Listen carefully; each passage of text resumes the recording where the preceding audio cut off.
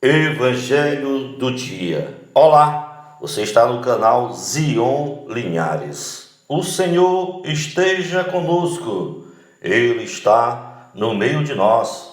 Proclamação do Evangelho de Jesus Cristo segundo João. Glória a vós, Senhor. Naquele tempo, Jesus partiu da Samaria para a Galileia. O próprio Jesus tinha declarado que um profeta não é honrado na sua própria terra. Quando então chegou à Galileia, os galileus receberam-no bem, porque tinha visto tudo o que Jesus havia feito em Jerusalém durante a festa. Pois também eles tinham ido à festa. Assim, Jesus voltou para Caná da Galileia, onde havia transformado a água em vinho. Havia em Cafarnaum um funcionário do rei que tinha um filho doente. Ouviu dizer que Jesus tinha vindo da Judéia para a Galileia.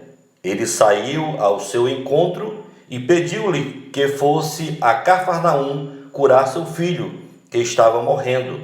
Jesus disse-lhe: se não virdes sinais e prodígios, não acreditais. O funcionário do rei disse: Senhor, desce, antes que meu filho morra. Jesus lhe disse: podes ir, teu filho está vivo. O homem acreditou na palavra de Jesus e foi embora. Enquanto descia para Cafarnaum, seus empregados foram ao seu encontro, dizendo que o seu filho estava vivo. O funcionário perguntou a que horas o menino tinha melhorado. Eles responderam: a febre desapareceu ontem, pela 1 da tarde. O pai verificou que tinha sido exatamente na mesma hora em que Jesus lhe havia dito: teu filho está vivo. Então ele abraçou a fé juntamente com toda a sua família. Esse foi o segundo sinal de Jesus. Realizou quando voltou da Judéia para a Galileia. Palavra da salvação. Glória a vós, Senhor. João. Somente ele, como evangelista, contou essa história sobre este funcionário do rei, que, sabendo que Jesus estava em Caná da Galileia, foi até lá. Qual era a distância de Cafarnaum para lá? 60 quilômetros. Naquele tempo não existia os transportes a motores como a gente tem hoje, né? Com certeza ele deve ter ido de cavalo, de camelo, mas foram aproximadamente 60 quilômetros andando até onde Jesus estava. Ele que ouviu falar de Jesus, que Jesus era realmente o Filho de Deus e que tinha feito vários milagres, já tinha ressuscitado pessoas, multiplicado pães, coisa desse tipo. Então este homem arriscou. Era a única saída dele, era ir atrás de Jesus. Porque na região que ele morava, em Cafarnaum, na época que estava, era época assim, tipo chuvosa, né? Muitos mosquitos. E lá as pessoas adoeciam de uma febre e morriam. E ele não queria perder o filho dele. Então ele correu atrás de Jesus, onde Jesus estava. E você e eu estamos indo atrás de Jesus, procurando Jesus e fazendo nosso pedido com fé para que a gente possa ter qualidade de vida e principalmente para que a gente se converta e vá para o reino onde está Jesus hoje. Então esse funcionário, dizem que o nome dele era Cusa. Inclusive, quando ele conversa com Jesus, que Jesus disse: olha, vocês sempre pedem sinal, né? Mas vamos fazer o seguinte: vá para casa que seu filho está vivo. E esse homem não duvidou, simplesmente voltou para casa e, como conta no Evangelho, ele se encontra com os funcionários ainda no caminho. E os funcionários contaram para ele: olha, teu filho está vivo. E aí foi aquela alegria, né, por o filho estar vivo, mas ele quis saber que hora foi que ele reagiu. Quando disseram a hora, ele fez a base: olha, foi a hora que aquele homem de Nazaré disse que meu filho estava bem. E aí o que aconteceu com essa família? Estou todo arrepiado. Graças a Deus a família se converteu toda, gente.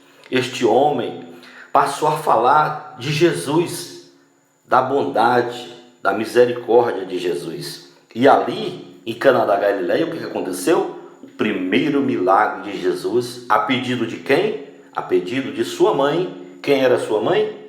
Maria, isso, Maria de Nazaré. Ele transformou água em vinho. Nós sabemos que foi mais ou menos uns 600 litros de água transformado em vinho, que causou admiração para todos que estavam lá.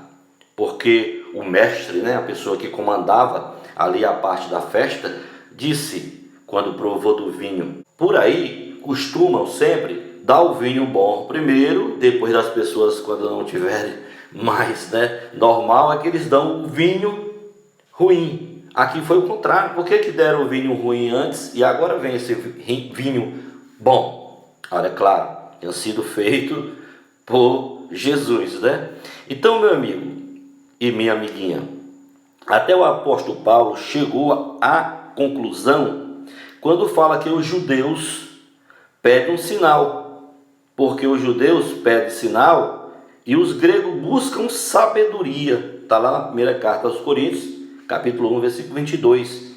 Então os judeus sempre pedem sinal. Os gregos, no entanto, pediu sabedoria. Você quer o quê? Você quer sinal ou quer sabedoria? Faça como Salomão, fique com sabedoria. Faça como os gregos. Peça sempre a Deus Pai, Filho e Espírito Santo sabedoria, para que você possa ter uma vida boa, uma vida de qualidade. Era assim. Primeiro os judeus queriam ver para depois crer. Ainda hoje, com certeza, muita gente quer ver primeiro para depois crer. Mas a palavra, o testemunho de Jesus, a gente já conhece. Nós temos já aí, estamos há mais de 2000 anos que Jesus nasceu e mais ou menos há uns 2000 anos que ele fez a missão de curar, de libertar, de ressuscitar, de multiplicar pães e falar da boa nova. A vontade de Jesus é que eu e você acredite nas palavras dele, como a samaritana. A samaritana, que ele conversou com ela, o que houve? Ele não fez milagre ali, ele só conversou com ela, falou da vida dela, e ela acreditou e saiu a falar para todas as pessoas que tinham encontrado o Messias, que tinha encontrado um homem que sabia da vida dela, sem ela ter contado nada para ele, e que ele certamente seria aquele que todos estavam esperando chegar, e chegou. Mas ele saiu de Caná com apenas uma palavra: o empregado do rei. Qual foi a palavra? Vai, o teu filho vive.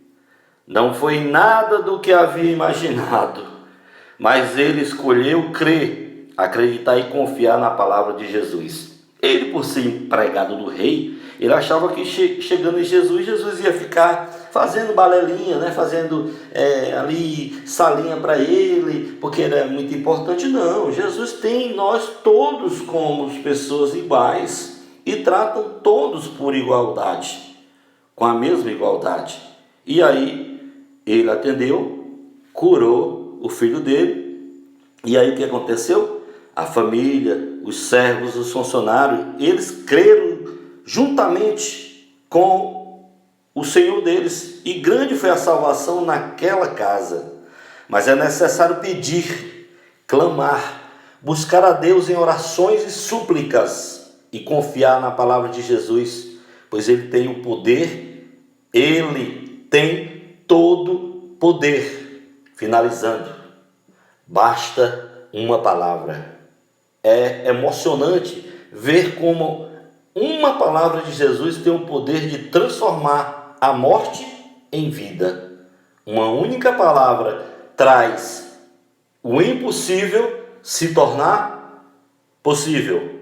Então, siga Jesus, louve Jesus, procure Jesus, se converta. Fique com Deus e minhas orações. Amém.